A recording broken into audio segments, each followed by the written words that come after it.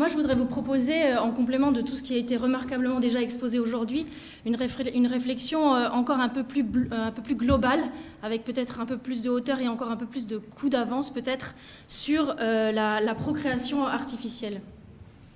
Je crois que, en fait, le regard sur la procréation artificielle, il est en complète mutation. Les biotechnologies, toutes ces techniques de fabrication des embryons et aussi de sélection des embryons, au fond, elles impliquent une mentalité et elles induisent une mentalité. Si bien qu'aujourd'hui, le regard que nous avons sur la procréation humaine est en mutation, je viens de le dire, et le regard du coup que nous avons sur l'embryon, sur l'enfant et du coup sur l'autre, sur autrui, est aussi en complète mutation, et cela ne peut pas ne pas avoir un impact majeur, je crois, sur notre société. Le CCNE, il ne se trompait pas avec sa question qu'il a mis en baseline de ses états généraux. Quel monde voulons-nous pour demain ? Et de la même façon, je crois qu'Emmanuel Macron ne s'y trompait pas aussi en intitulant son dîner qui était censé rester secret à l'Élysée, PMA, embryon génomique. Il a mis ces trois mots ensemble. C'est bien parce que c'est lié. Ces sujets sont vraiment intimement liés. Mais avant d'aller plus en profondeur sur cette question du bébé sur mesure, je voudrais revenir sur le sondage qui est paru en juin, qui a déjà été évoqué aujourd'hui tout à l'heure par Aude. Et je voudrais vous présenter quand même de manière un peu plus approfondie ces chiffres. Et je vous signale que nous avons imprimé ce petit document qui reprend ces éléments, avec des commentaires également du président de l'IFOP, enfin de la personne qui est en charge de l'IFOP pour ces questions-là. Vous pouvez vous servir, il y en a plusieurs sur les tables.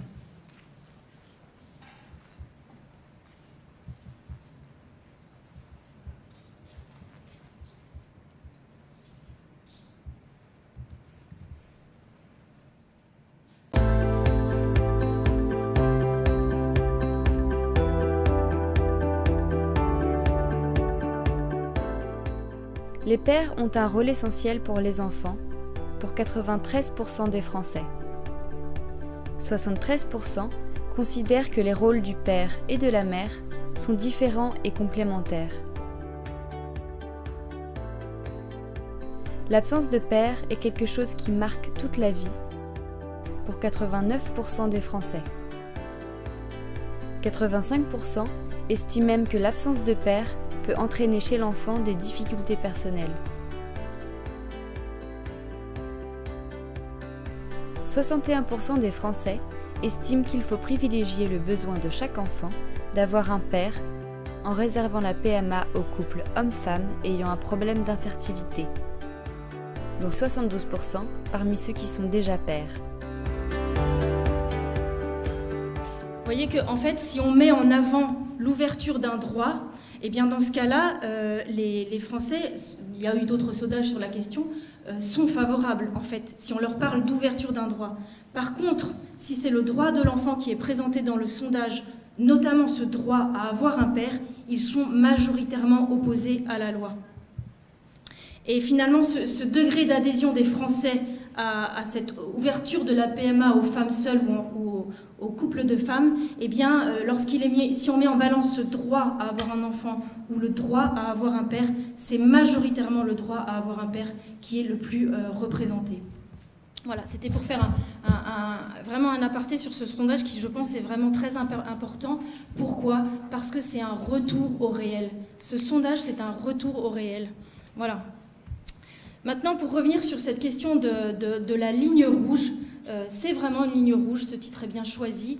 C'est une ligne rouge, mais je pense qu'il s'inscrit dans un basculement vers un prétendu droit à l'enfant. C'est vraiment un basculement complet qui va bien au-delà de cette injustice de priver un enfant délibérément de père, sujet qui nous rassemble aujourd'hui. Je pense que ça va encore bien au-delà et que c'est aussi dans la continuité d'une tentation qui est déjà extrêmement avancée, qui est celle du bébé sur commande et du bébé sur mesure. Quels sont les enjeux en présence ? Il y en a beaucoup qui ont été évoqués, évidemment. C'est d'abord la consécration d'un droit à l'enfant et donc la porte ouverte à toutes les demandes, comme on l'observe déjà ici ou comme on l'observe à l'étranger, avec la procréation post-mortem, avec la GPA, etc. Parce que pourquoi refuser aux uns ce qu'on permet aux autres si c'est le désir qui fait loi demain ? C'est aussi, ça a été largement dit, l'asservissement de la technique et de la médecine au service des désirs individuels, et l'asservissement peut être aussi de la solidarité nationale en cas de remboursement, comme l'a encore annoncé hier M. Castaner. C'est aussi le risque de sombrer dans cet immense marché de la procréation, avec le risque de fragiliser ce principe tellement important dans notre droit et dont on peut être vraiment fier, d'indisponibilité du corps humain, un droit qui est assez spécifique à la France, je crois, et qui montre notre vocation aussi et notre regard particulier que nous avons sur la personne humaine. Le dernier enjeu derrière dont je voudrais parler, c'est celui sur lequel je vais le plus parler ce soir, c'est donc ce fait que ça va concrétiser un pas de plus vers la sélection et vers la conception d'êtres humains selon certains critères. Parce que si on considère la PMA comme un droit, ça veut dire qu'on considère l'enfant comme un droit. Et si l'enfant n'est plus un don accueilli, mais un dû, s'il est programmé, et si sa conception est déléguée à la technique, alors forcément la manière de le regarder se transforme. Qu'on le veuille ou non, qu'on en soit conscient ou non, la manière dont on le regarde se transforme. Il devient un projet. On parle déjà largement de projet parental. Et un projet, c'est une manière aussi de transformer un projet. C'est un objet en quelque sorte. C'est une réification de l'être humain. Et forcément, si on le voit comme un projet, comme un objet, le contrôle qualité se déploie. C'est la tentation de choisir, de sélectionner qui se répand de plus en plus. Je crois que la question a été posée ce matin de savoir s'il y avait un risque eugénique. En fait, moi, je ne crois pas qu'il y ait un risque eugénique. Je crois que nous sommes déjà dans une société extrêmement eugénique. C'est un eugénisme technique, consensuel, démocratique, tranquille, et aussi un eugénisme qui devient chronique, parce qu'en fait, on s'y acclimate, on s'y habitue. Ce ne sont pas des décisions d'État massives, ce sont plutôt un paisible usage quotidien de toutes ces techniques. Et je crois au fond qu'à l'heure du vivre ensemble, c'est presque le droit à la vie qui aujourd'hui est le plus menacé, parce que l'homme s'attribue le droit de décider quelle vie vaut ou ne vaut pas la peine d'être vécue. Voilà un droit qu'on s'octroie qui est quand même extrêmement préoccupant. Et c'est la technique qui nous amène à ça, c'est le rouleau compresseur technologique qui nous amène à tout ça.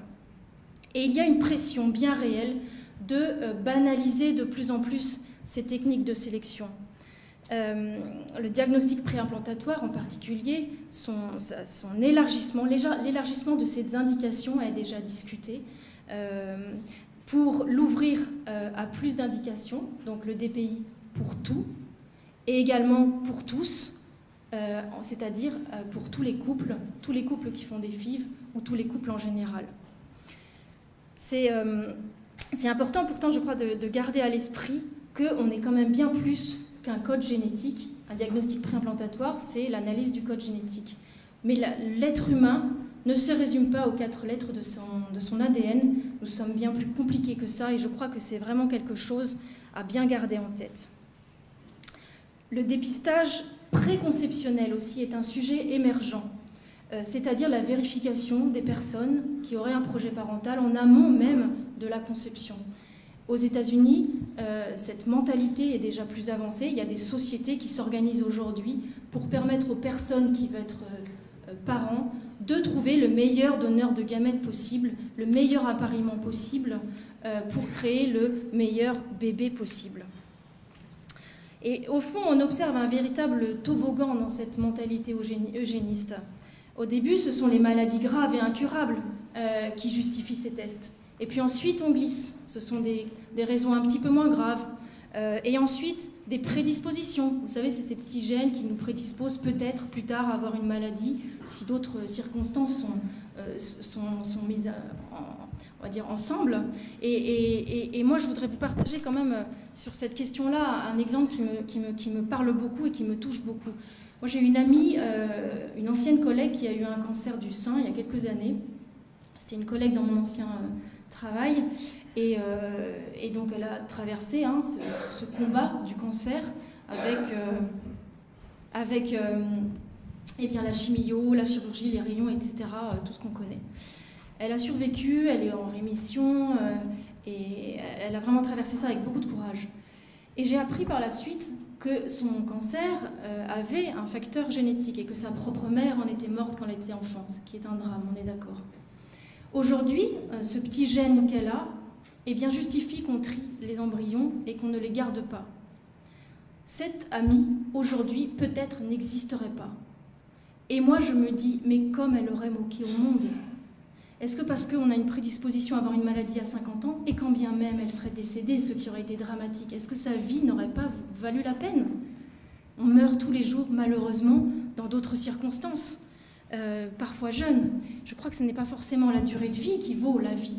Et vraiment, c'est quelque chose sur lequel je crois que nous avons vraiment à réfléchir, parce qu'on peut se demander aujourd'hui qui d'entre nous serait aujourd'hui dans cette salle à réfléchir à toutes ces questions. Ensuite, on continue notre toboggan eugéniste. Aujourd'hui, ce sont même des critères esthétiques qui sont recherchés, ça a aussi été évoqué. La couleur des yeux, c'est un marché qui s'ouvre aux États-Unis, par exemple. Pourquoi vouloir choisir la couleur des yeux de son enfant? Eh bien, ce désir, il naît parce que la technique le permet. On continue? Eh bien, aux États-Unis, des couples qui ne sont pas du tout infertiles ont recours, payent, on recourt donc à des fécondations in vitro, ce qui est quand même lourd pour un couple et surtout pour la femme, pour pouvoir choisir le sexe de leur embryon. Vous voyez, là, finalement, la discrimination homme-femme, dont on entend tellement parler, aujourd'hui, elle existe au stade de quelques cellules.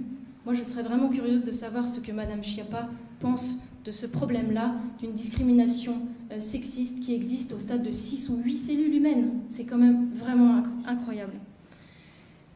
Et aux États-Unis, il y a des couples qui sont atteints de surdité, qui ont recours à ces tests-là pour choisir ceux de leurs embryons qui sont également porteurs de surdité.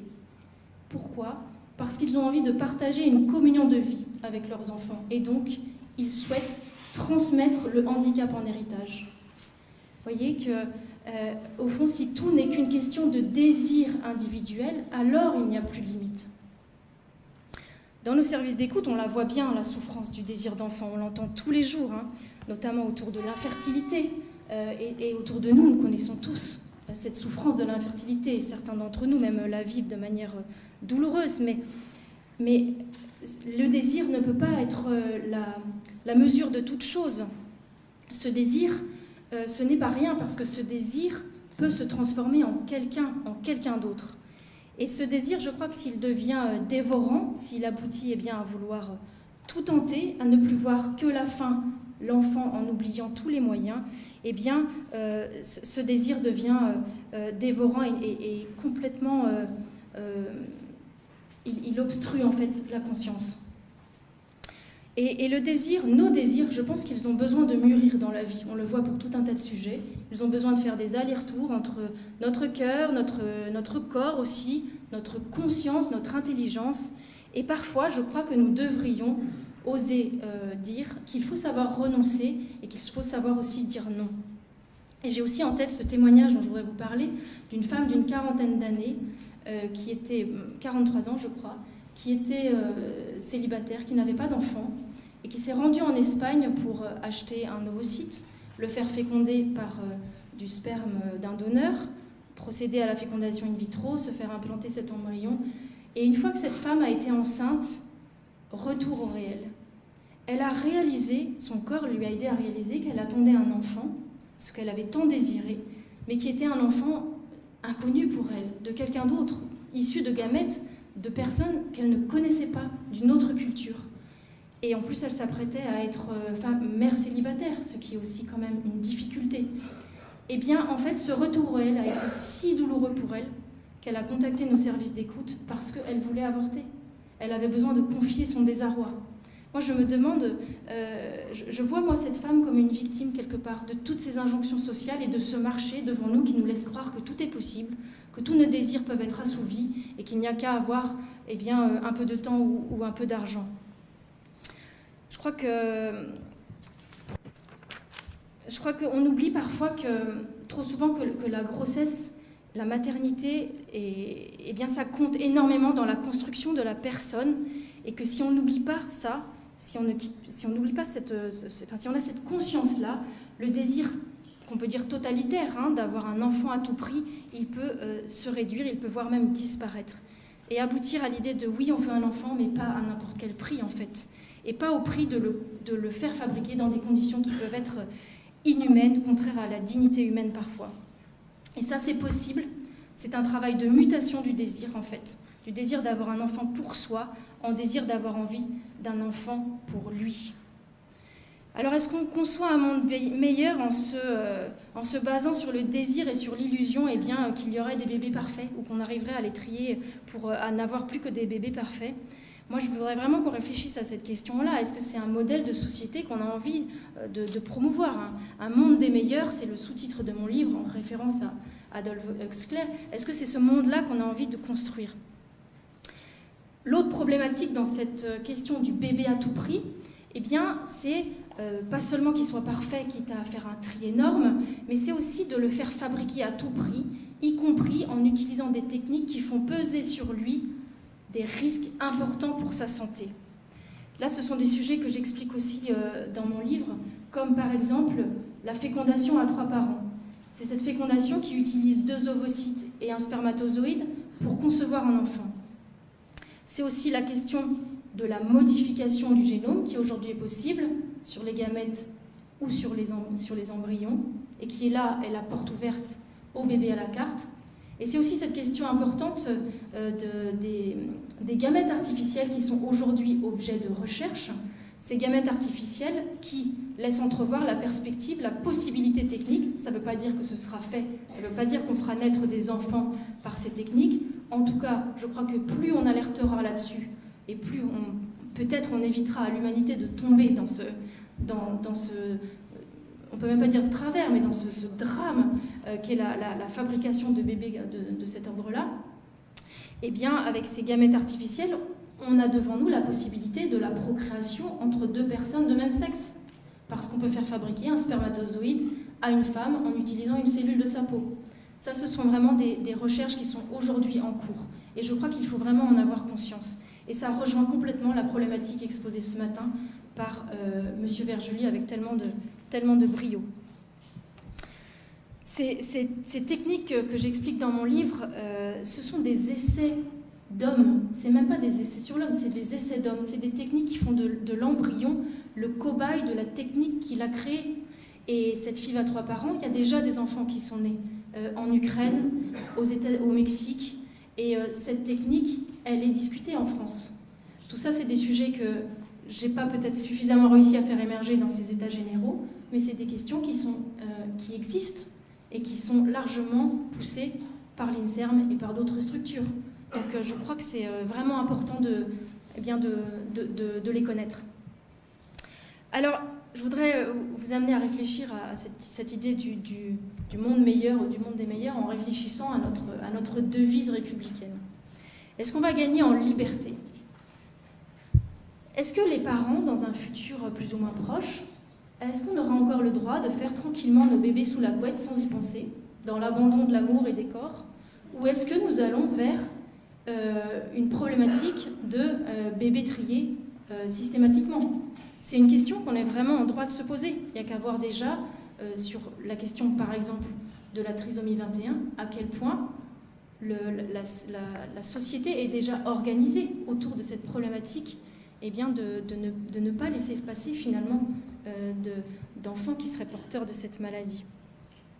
Et pour les enfants ainsi conçus, est-ce qu'ils auront la liberté déjà de connaître leurs parents, de connaître leurs géniteurs, il faut dire, maintenant, ou leur histoire, leur généalogie, même leur histoire de conception, parce que l'histoire de la conception, elle compte dans la construction d'une personne.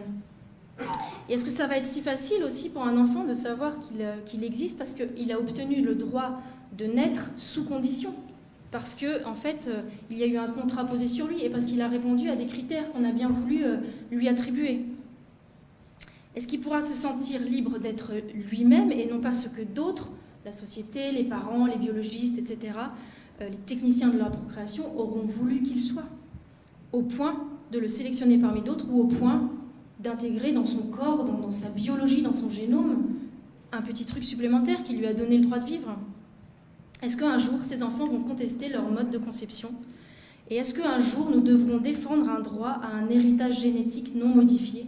Une question que pose très intelligemment Jürgen Habermas et que je développe aussi dans mon livre. Est-ce qu'on va gagner en égalité? Alors, nous naissons tous libres et égaux en droit. Hein. C'est un article de la Déclaration des droits de l'homme qui fait aussi largement notre fierté. Hein. Mais nous ne naissons pas génétiquement égaux. Nous naissons génétiquement imparfaits, tous autant que nous sommes. Mais surtout, je crois que ce qui est important d'avoir en tête, c'est que nous naissons génétiquement uniques. Ce qui fait de chacun de nous une histoire sacrée. Et on a évoqué la biodiversité humaine tout à l'heure. Effectivement, la biodiversité humaine et le brassage génétique au moment de la fécondation est une richesse exceptionnelle. Mais il y a beaucoup d'enfants qui naissent, je l'ai dit, après avoir été génétiquement triés, sélectionnés. Ça revient à dire donc que beaucoup sont éliminés. Il y a du déchet humain dans tout cela. Il faut avoir le courage de le dire, je crois.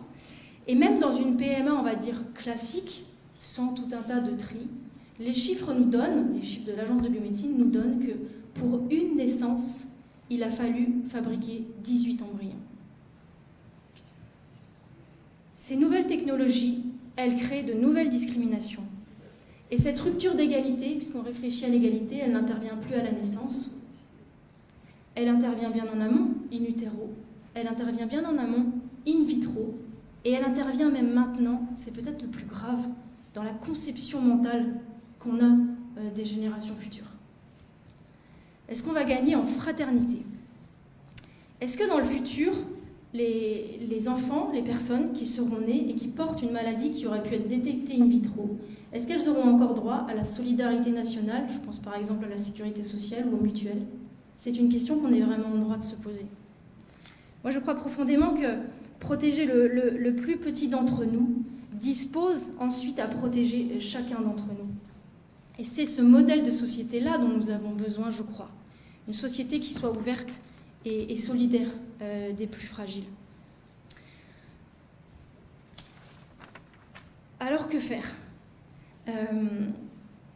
Sur cette question de la devise, j'ai eu une discussion très intéressante avec Michel Joblot tout à l'heure, qui me disait, en fait, la fraternité, dans notre devise, c'est ce qui sauve les deux autres. Et je crois que c'est vraiment une pensée intéressante. Ça m'éclaire. Alors que faire? Je crois que nous devons encourager le législateur, mais vraiment l'encourager. Parce que on n'a pas à se sentir acculé, en fait, à nous aligner sur les moins-disants éthiques ou à nous soumettre à ces lois du marché ou à un pseudo-sens de l'histoire, hein, ou à nous laisser aussi duper par un pseudo-progrès.